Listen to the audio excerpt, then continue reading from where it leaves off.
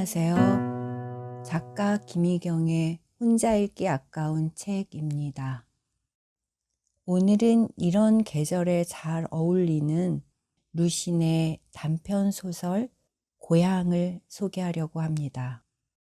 루신은 중국 현대 문학의 대표적인 작가이지요. 우리나라에도 널리 알려져 있고 또 식민지 시기에 지식인들에게 큰 영향을 끼치기도 했습니다. 중국 문학 작품들 중에서 루신의 작품이 우리나라에 가장 많이 번역 소개되었다고 하는데요. 지금도 계속해서 새로운 번역본들이 출간되고 있지요. 그가 왜 지금까지 이렇게 사랑받는지 그 이유에 대해서는 제가 여러 말 하는 것보다 루신 연구의 대가로 꼽히는 첸 리춘이라는 중국 학자가 한 말을 직접 여러분께 들려드리는 게 좋을 것 같아요. 그는 이렇게 말합니다. 루신은 20세기 중국에서 절대로 누락할 수 없고 에둘러 갈 수도 없는 거대한 존재다. 그러면서 루신이 살아생전이나 또 죽은 뒤에도 계속해서 많은 이들에게, 특히 젊은 세대에게 호소력을 갖는 까닭을 이렇게 설명합니다. 가장 큰 이유는 루신이 참된 인간이기 때문이다. 그는 대담하게 다른 이들이 감히 말할 수 없고 말하고 싶지 않고 말할 수도 없는 모든 진실을 공개적으로 말했다. 루신은 사람들이 용기와 지혜가 부족하기 때문에 사고를 멈추고 겉보기에만 그럴싸해 자기도 남도 속이는 상태에 만족하고 있을 바로 그 순간에 궁극까지 파고들어가 사상을 탐색했고 두려운 결론을 불러일으킬까봐 조금도 걱정하지 않았다. 바로 이 점이 젊은이들이 동경에 맞지 않는 큰 지혜와 큰 용기를 가진 대지대용의 대장부의 기계인 것이다. 진리를 추구하는 루신의 철저함은 그가 독자들에게 좀처럼 자기 내면의 모순과 고통, 곤혹스러움, 결함, 부족함과 실수 등을 숨기지 않았던 점, 용감하게 자신의 한계에 맞서고 냉정하게 자신을 비판한 데서 드러난다. 제가 오늘 소개할 단편소설 고향은 루신이 1921년에 쓴 것인데요. 이 단편을 봐도 좀 전에 읽어드린 첸 리춘의 그 평가가 과장이 아닌 걸 느낄 수 있습니다. 이 소설에서 루신은 가난한 민중들의 삶과 그들을 동정하면서 그러면서도 그들과 거리감을 느끼는 지식인의 이중적인 태도를 아주 솔직하고 담담하게 그리고 있어요. 그리고 이러한 현실을 바꿀 수 있을까 회의하면서도 계속해서 희망을 놓치지 않는 그런 모색을 하고 있습니다. 아마 많은 분들이 들어보셨을 텐데요. 희망이란 길과 같은 것이다. 본래 세상엔 길이 없었는데 많은 사람들이 다녀서 길이 생겨난 것이다. 이런 말 있죠. 바로 이 말이 이 소설에 나오는 루신이 한 이야기입니다. 그럼 지금부터 루신의 단편 고향을 감상해 보시지요.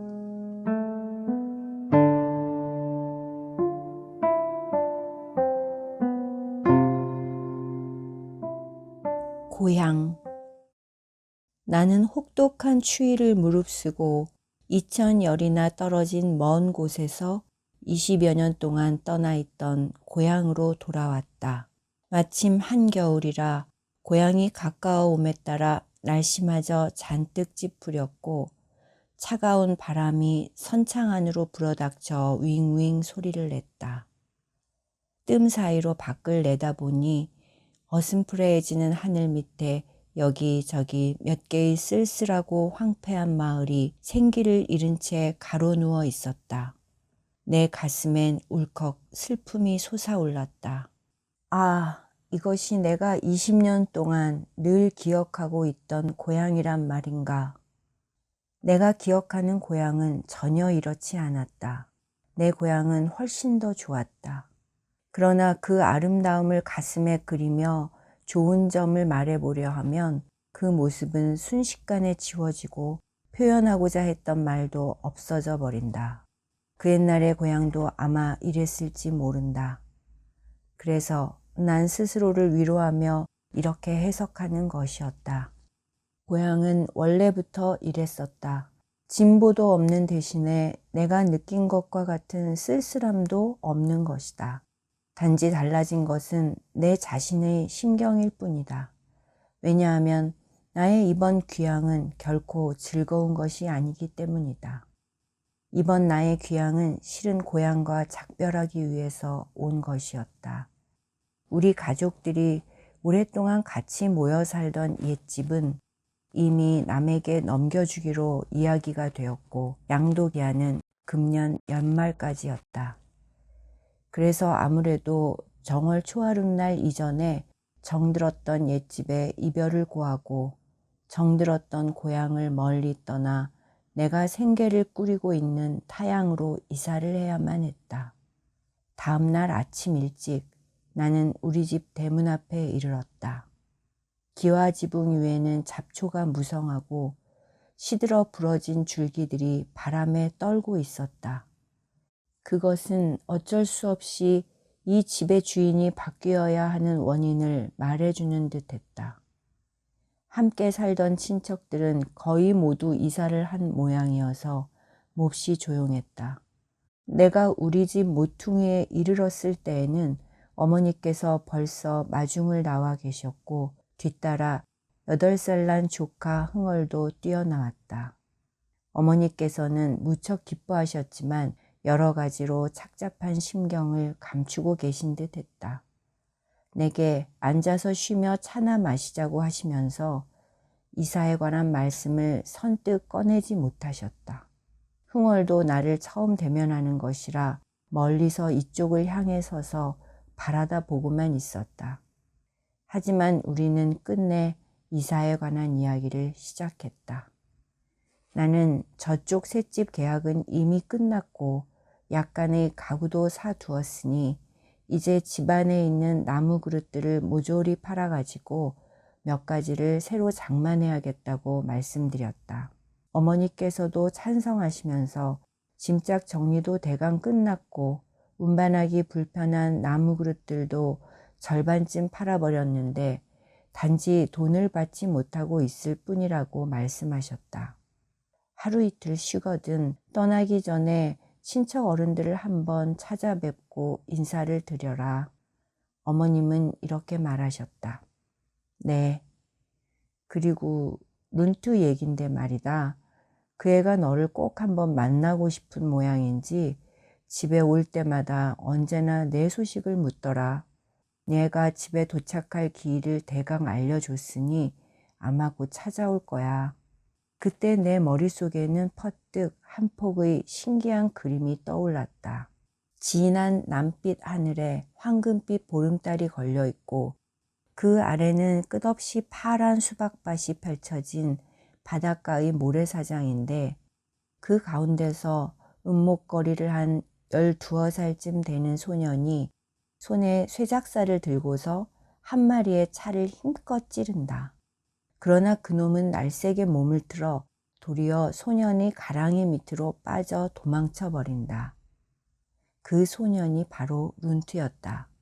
내가 그를 알게 된 것은 겨우 10몇 살밖에 안 되던 무렵으로 지금으로부터 30여 년 전의 일이다. 그땐 아버님께서도 살아계셨고 집안 형편도 좋아서 나는 말하자면 작은 도련님이었다.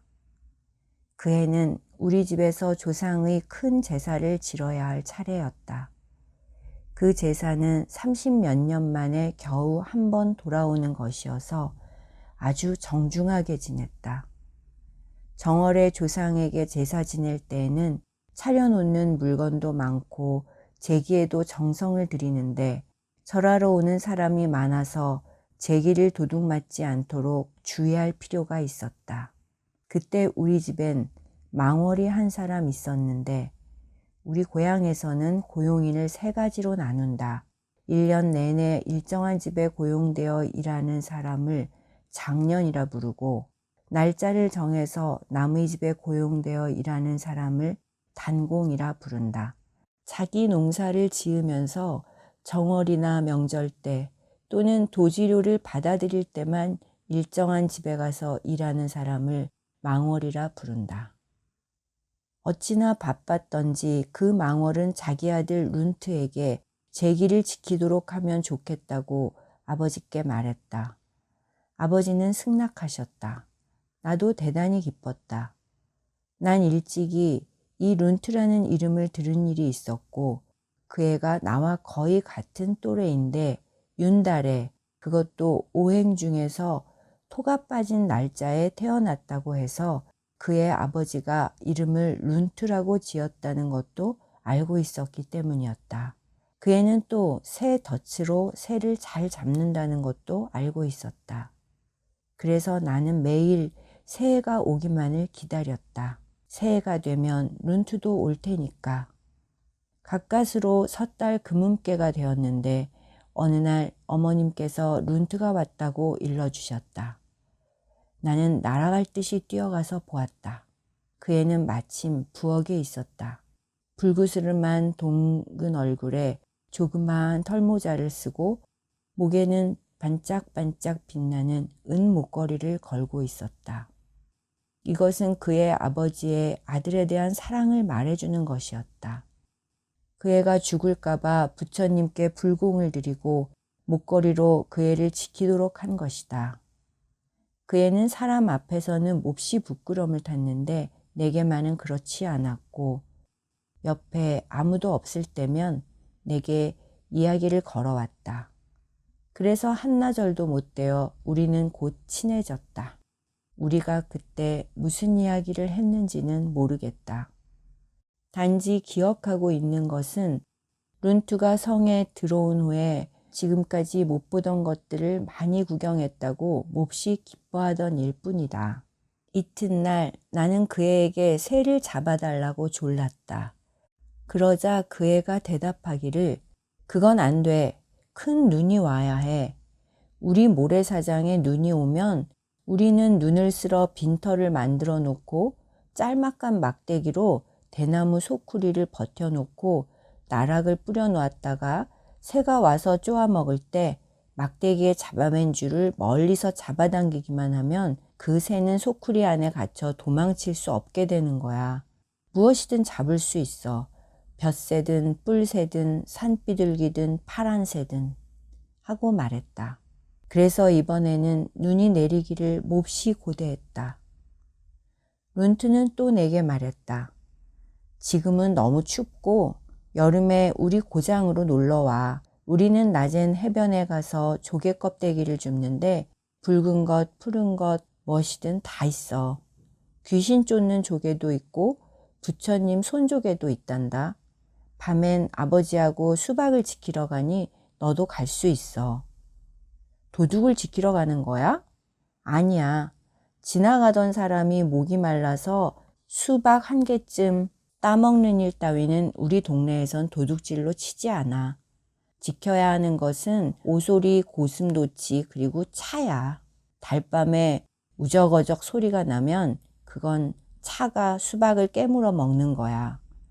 그러면 쇠작살을 들고 살그머니 다가가서 그때는 이 차라는 것이 어떤 짐승인지 전혀 몰랐다. 지금도 그렇지만 그저 어쩐지 조그만 개 같은 모양을 한 영악스러운 동물이려니 하는 느낌이 들었다. 그놈이 물지 않아? 쇠작살이 있잖아. 다가가서 차를 발견하면 곧 찔러야 해. 이 짐승은 매우 영리해서 사람 쪽으로 오히려 달려들어선 가랑이 밑으로 빠져 달아나 버리거든. 그놈의 털은 기름처럼 매끄러우니까. 그때까지 나는 세상에 이렇게도 신기한 일이 많은 줄은 몰랐다. 바닷가에는 오색의 갖가지 조개 껍데기가 있고 또 수박에 그렇게 위험한 내력이 있다는 것을 몰랐다. 그때까지 나는 과일 가게에서 파는 수박밖에 몰랐었다. 우리 모래사장엔 말이야, 밀물이 밀려들면 날치들이 펄떡펄떡 뛰어오른단다. 청개구리처럼 두 다리가 달린 놈이 말이지. 아, 룬트의 가슴 속엔 나의 보통 친구들이 모르는 신기한 일들이 무진장 간직되어 있는 것이다. 룬트가 바닷가에 있을 때 그 애들은 모두 아무것도 모르는 채 나처럼 마당을 둘러친 높은 담장 위에 네모진 하늘만 바라보고 있는 것이었다. 안타깝게도 정월은 지나버리고 룬트는 집으로 돌아가야 했다. 나는 어쩔 줄을 모르고 큰 소리로 엉엉 울었다. 그 애도 부엌에 숨어서 울 뿐 돌아가려 하지 않았다. 하지만 결국엔 그의 아버지에게 끌려가 버리고 말았다. 그 애는 후에 조개 껍데기 한 꾸러미와 아름다운 새 깃 몇 개를 저의 아버지에게 부탁하여 내게 보내주었다. 나도 두어 번 선물을 보낸 적이 있었지만 그 뒤로는 다시 만나지 못했다. 이제 또다시 어머니한테서 그 애의 말을 듣자 어렸을 때의 기억이 벼랑간 번갯불처럼 되살아나 나의 아름다운 고향을 찾은 것만 같았다. 나는 어머니께 물었다. 그거 참 반갑군요. 룬트는 어떻게 지내나요? 그의 말이냐? 역시 살기가 힘든 모양이더라. 어머니는 그렇게 말씀하시면서 밖을 내다보시더니 다시 말하셨다. 또 저 사람들이 왔구나. 나무 그릇을 사러 왔다면서 멋대로 물건을 가져가니 잠깐 나가봐야지. 어머니는 일어서서 나가셨다. 문 밖에서는 몇몇 여자들의 말소리가 들렸다. 나는 흥얼을 가까이 불러다가 글씨를 쓸 줄 아느냐, 또 다른 고장에 가보고 싶으냐는 등을 물어보았다. 우리 기차를 타고 가는 거예요? 기차를 타고 가지. 배는요? 먼저 배를 타야 해. 그리고 어쩜 이렇게 컸네? 수염도 이렇게 길고? 벼랑간 날카로운 괴성이 들렸다. 내가 깜짝 놀라서 급히 고개를 들어보니 광대뼈가 튀어나오고 입술이 얇은 50 전후의 여자가 내 앞에 서 있었다. 두 손을 허리에 짚고 치마도 입지 않은 채 두 다리를 벌리고 있는 모습은 그야말로 제도 기계의 두 발 벌린 콤파스와 조금도 다름이 없었다. 나는 놀라움에 어안이 벙벙해졌다. 날 모르겠어? 안아준 일도 있는데. 나는 더욱더 어안이 벙벙할 뿐이었다. 마침 다행스럽게도 어머니께서 들어오셔서 옆에서 이렇게 말하셨다. 저앤 오랫동안 외지에 나가 있었기 때문에 까맣게 잊어버렸을 거야. 하시며 나를 보고 너 생각이 날 텐데 이는 우리 집 건너편에 엄마주 보이는 양씨집 둘째 아주머니시다. 왜 그 두부가게를 하던. 생각이 났다. 내가 어렸을 때 우리 집 건너편 두부가게에서 거의 하루 종일 앉아있던 양씨집 둘째 아주머니가 있었는데 사람들은 모두 그녀를 보고 두부집 서시라고 불렀다. 하지만 그때는 분칠을 하고 광대뼈도 이렇게 튀어나오지 않았으며 입술도 이렇게 얇지는 않았고 더구나 종일 앉아 있었던 탓에 이런 콤파스 같은 자세를 본 적이 없었다. 이 여자 덕분에 두부가게도 번창한다고 당시의 사람들은 말했었다. 하지만 나는 나이 관계로 조금도 감화를 받지 못했기 때문에 완전히 잊어버렸던 것 같다. 그러나 이 콤파스는 몹시 비유에 거슬렸는지 경멸하는 듯한 표정으로 마치 나폴레옹을 모르는 프랑스인이나 워싱턴을 모르는 미국인을 비웃기라도 하듯 냉소하며 말했다. 잊었어? 정말 귀한 사람은 눈이 높아서. 어떻게 그럴 수가. 나는 너무도 미안해서 일어서며 이렇게 말했다. 그럼 내 자네에게 말하지. 신이 자네는 부자가 됐고 또 이렇게 무거운 걸 운반하기도 거추장스러울 테니 이런 잡동사니를 멋에 쓰겠나 내게 주지 그래. 우리 같은 가난뱅이에겐 쓸모가 있을 테니. 난 부자가 아닙니다. 난 이걸 팔아서 그 돈으로. 아니, 지사까지 되고도 부자가 아니라고? 자네는 지금 소실이 셋이나 되고 밖에 나가려면 8사람이 떠매는 큰 교자를 타면서도 부자가 아니라고? 호호, 날 속이지는 못해. 이제 무슨 말을 해도 소용없다는 것을 깨달은 나는 입을 다물고 묵묵히 서 있었다. 부자가 될수록 지갑끈을 죄고 지갑끈을 죄일수록 더욱더 부자가 된다더니 정말. 콤파스는 화가 나서 돌아서더니 투덜대면서 천천히 밖으로 걸어 나갔다. 나가면서 슬쩍 어머니의 장갑을 바지춤에 쑤셔놓고 가버렸다. 그 후엔 또 이웃의 친척들이 나를 찾아왔다. 나는 그들을 응대하는 한편 틈틈이 짐을 챙겼다. 그렇게 사나흘이 지났다. 몹시 춥던 어느 날 오후, 나는 점심을 먹고 나서 차를 마시고 앉아 있었는데 사람이 들어오는 인기척이 나길래 돌아다 보았다. 나는 그를 보자 그만 매우 놀라서 황급히 몸을 일으켜 맞으러 나갔다. 들어온 사람은 바로 룬트였다. 보자마자 대뜸 그가 룬트임을 알았지만 그러나 내가 기억하고 있던 그 룬트는 아니었다. 키는 배나 커졌고 옛날에 불구스름하던 둥근 얼굴은 누렇고 윤기 없이 변했으며 깊은 주름이 잡혀 있었다. 눈도 그의 아버지와 마찬가지로 언저리가 온통 벌겋게 부어올라 있었다. 바닷가에서 농사를 짓는 사람은 하루 종일 불어닥치는 바닷바람 때문에 대개 이렇다는 것을 나도 알고 있었다. 그는 너덜너덜한 털모자를 쓰고 얇은 속옷을 입었을 뿐 초라한 모양으로 추위에 온몸을 부들부들 떨고 있었다. 손에는 종이봉지 하나와 기다란 담뱃대를 들고 있었는데 그 손도 내 마음속에 남아있는 통통하고 혈색 좋은 손은 아니었다.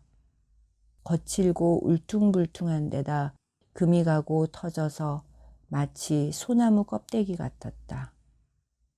이때 나는 너무 흥분하여 어떻게 말해야 좋을지 몰랐다. 단지 아, 룬트 형 반갑군 하고 말했을 뿐이었다. 계속해서 하고 싶은 많은 말들이 꿰어놓은 구슬같이 연달아 떠올랐다. 뿔세며 날치며 조개껍질, 차. 그러나 어쩐지 무언가에 가로막힌 듯한 느낌이 들고 그 말들은 머릿속만을 빙빙 돌 뿐 입 밖으로 나오지 않았다. 그는 멈춰섰다. 기쁨과 처량함이 섞인 표정이 얼굴에 역력히 드러났다. 입술을 움직이긴 했지만 그 역시 아무 소리도 못했다. 마침내 그는 벼랑간 공손한 태도를 취하더니 분명히 이렇게 말했다. 영감님, 나는 오싹 소름이 돋는 듯했다. 우리 둘 사이가 슬프게도 두터운 장벽으로 막혀져 있다는 것을 알고 나는 말도 나오지 않았다. 그는 뒤를 돌아다보며 쉐이성, 영감님께 인사드려라. 그러고는 등 뒤에 숨어있던 아이를 앞으로 끌어냈다. 그 아이야말로 바로 20년 전의 룬트였다. 단지 안색이 나쁘고 야위였으며 목에 은 목걸이가 없을 뿐이었다. 이놈이 5째 아이입니다. 아직 세상 구경을 못해서 부끄럼만 타고. 어머니와 흥얼이 말소리를 들은 모양인지 2층에서 내려왔다. 노마님, 보내주신 편지는 벌써 받았습니다. 정말 어찌나 기뻤는지 영가님께서 돌아오신다는 것을 알고. 룬트는 이렇게 말했다. 아니, 왜 이렇게 서먹서먹하게구나. 자네들 옛날에는 너나 하고 부르지 않았나? 옛날같이 신이라 하게. 어머니는 기쁜 듯이 말씀하셨다. 노마님도 무슨 말씀을, 그런 법이 어디 있습니까? 그땐 어린아이여서 아무것도 모르고. 하면서 룬트는 또 쉐이성에게 이리로 와 인사를 드리라고 했지만 아이는 부끄러워서 저의 아버지 등 뒤에 숨듯이 바싹 붙어 있었다. 그 애가 쉐이성인가? 다섯째지? 낯선 사람뿐이니 부끄러워하는 것도 이상한 일이 아니야.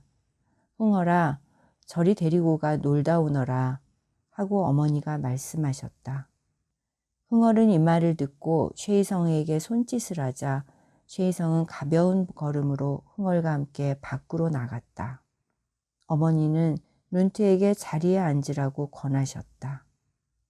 그는 한참을 망설이다가 겨우 자리에 앉았는데 긴 담뱃대를 탁자 옆에 기대 세워놓고 종이봉지를 내밀면서 말했다. 겨울이라 변변한 게 없습니다. 이건 푸른 콩을 말린 것인데 얼마 안 되지만 저희 집에서 말린 것입니다. 영감님께서 맛보시라고. 내가 그의 생활 형편을 묻자 그는 머리를 흔들었다. 말이 아닙니다. 6째 아이까지도 거들고 있지만 그래도 먹고 살 수가 없어요. 세상이 뒤숭숭하고 일정한 규칙도 없이 마구 돈만 걷어가고 게다가 작황은 나빠만 가요. 농사를 지어서 팔러 가면 세금만 몇 번이고 바쳐야 하고 본전만 까먹고 들어가죠. 그렇다고 팔지 않자니 썩어버릴 뿐이고요. 그는 머리를 흔들 뿐이었다. 얼굴에는 숱한 주름살이 새겨져 있었지만 마치 석상처럼 전혀 움직이지 않았다.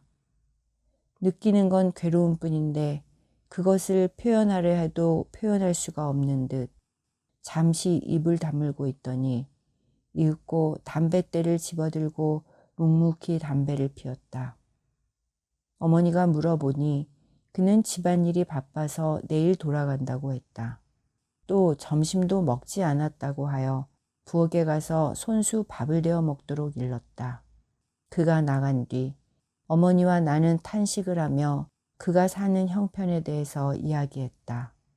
많은 아이들, 흉작, 가혹한 세금, 군인, 도적, 관리, 선비들, 그런 것들이 한데 어울려 그를 괴롭히고 그를 마치 장승처럼 만들어버린 것이다. 어머니는 내게 가져가지 않아도 될 물건은 모두 그에게 주어서 그가 갖고 싶은 걸 손수 고르게 하자고 말씀하셨다. 오후에 그는 몇 가지 물건을 골랐다. 기다란 탁자 2개, 의자 4개, 향로와 촛대 1벌, 저울 1개였다. 그는 또 재, 우리 고향에서는 밥을 지을 때 짚을 떼는데 그 재는 모래사장의 비료가 된다. 재를 전부 달라고 했다. 우리가 떠날 때 배로 나르겠다는 것이었다. 밤에 우리는 또 잡담을 했는데 별로 중요하지도 않은 이야기들 뿐이었다. 다음 날 아침 일찍 그는 쉐이성을 데리고 갔다. 그로부터 아흘해가 지나 우리가 떠날 날이 되었다. 룬트는 아침 일찍 와 있었다. 쉐이성은 데려오지 않고 대신 5살짜리 여자애를 데리고 와서 배를 지키게 했다.